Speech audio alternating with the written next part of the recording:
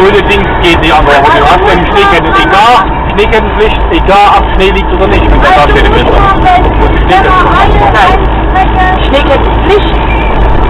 Wenn hier die Schilder stehen, dass Schneekettenpflicht ist, im muss Winter. ich die nicht drauf machen, ich muss sie dabei haben. Ich muss die drauf machen, wenn es nicht anders geht.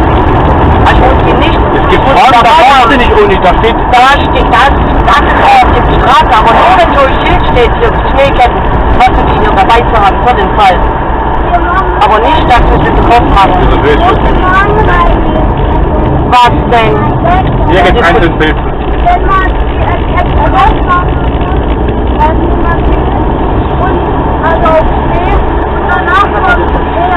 Ja. Nee. Ja, wenn du jetzt Schneefelder hast und dann kommt wieder Schnee, kannst du dran lassen. Ja. Aber wenn dann der Schnee weg ist, weil er geschmolzen ist, weil du in der Stadt bist oder was weiß ich, musst du dann abmachen. Ja, aber machst du dir ja auch kaputt damit. Ja, du darfst nicht schnell fahren mit den Dingern.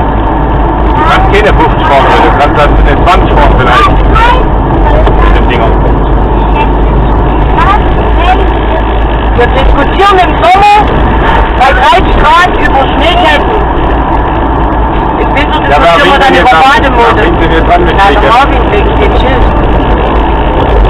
Ja, dann sollen sie sich im Sommer aufstellen. Das ist das Winter.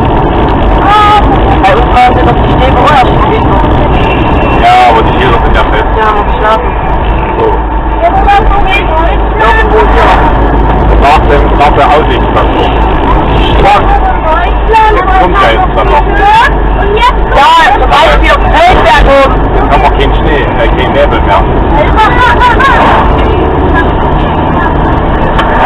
Im Schwarzwald oben gibt es auch, dass es Schnee gibt. Auch. Feldberg hoch irgendwo.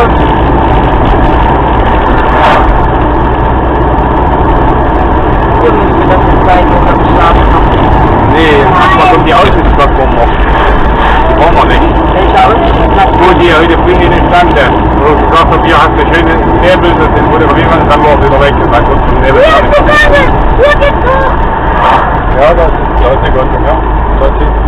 Ich bin sehr gespannt. Ja, das ist die fürs Rafting. Die Leute wird da hoch transportiert. Vermutlich, hast du heute früh gesagt, da müssen sie irgendwie wieder hochkommen.